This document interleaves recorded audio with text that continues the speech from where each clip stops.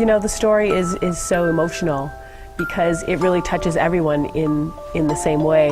It's about a young child, and she's on a journey, basically, which is the story of Viaggio. And she comes into this world, and she's very curious, like any child, and she meets these amazing people who guide her through her journey to find, you know, what's really within her the whole time.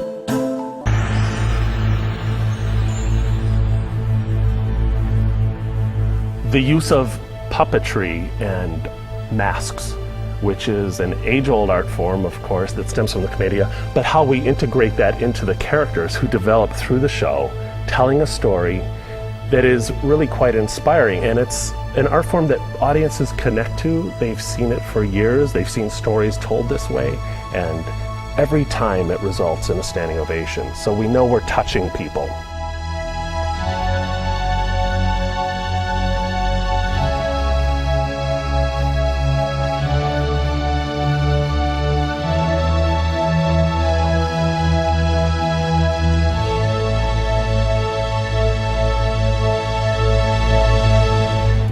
When we first started this show in the early 90s, there really were no other traveling CiRCo shows except the one big one, and I think it's very clear that, you know, people often would confuse us or compare us, let's just say, and it wasn't interesting to us, actually. We were highly motivated to develop almost a new identity through this, and so what we did is took something old and made it new again.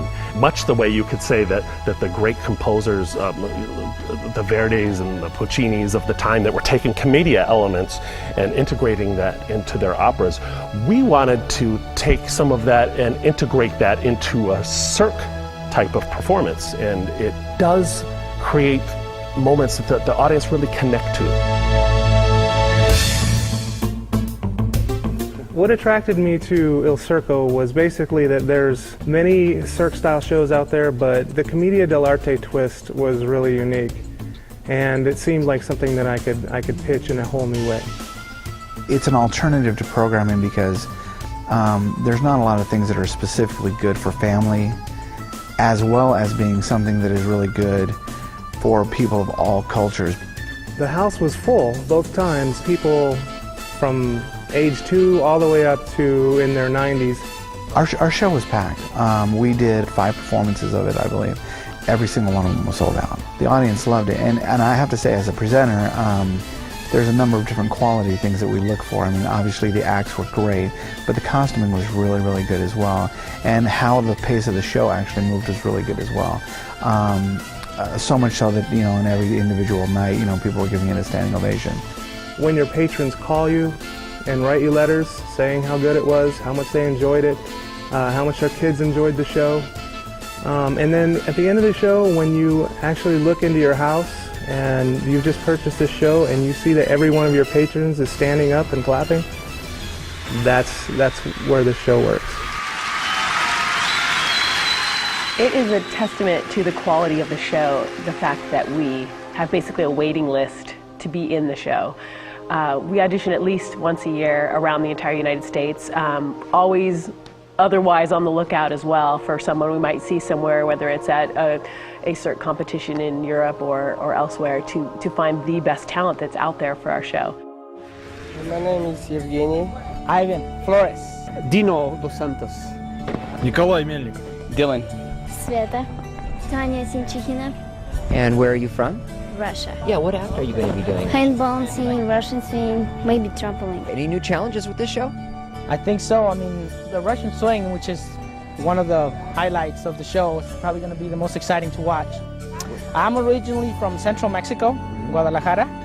I've been doing, like, say, gymnastics since I was 6. I stopped competing in '95 and been doing showbiz since then. Where are you guys from? Russian. Originally? Yes. Moscow. Yes, I come to America. I worked before like flight trapeze actor. So now me and my partner Nikolai work together very hard. My background is circus school. I did everything, you know. Chinese pools, high bar, Russian swings, right. Teeterboard act. Hand balance. Hand balancing, right. Yeah. Hand balancing act. It's a very positive message that I think is really important, especially in this time of day. It's got that goosebumping moment at the end, which people, I think, love to have that experience, that escape in the theater. And it's a real happy show.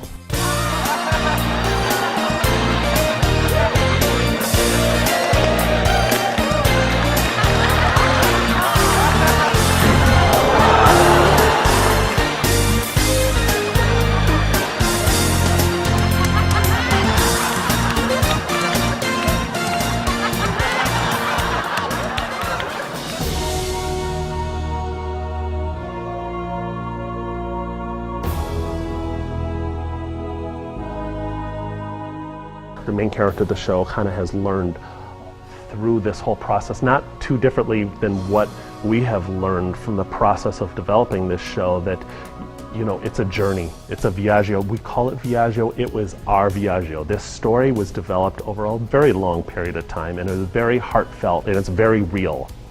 It's the relationship of the people in your life and the people that you meet along your life journey that make it so special and wonderful, and you learn things about yourself from these other people. And in the show, it's these other characters that she meets along the way that really make her grow inside and teach her about herself. And at the end, she, you know, becomes this new person from what she has learned from meeting these amazing people in the show.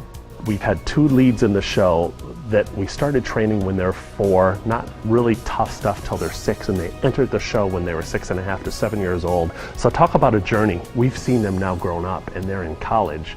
And like the story of the show, we have come full circle. We have, in every sense of the word, become a family, which is very, very wonderful personal journey we've been on with the show.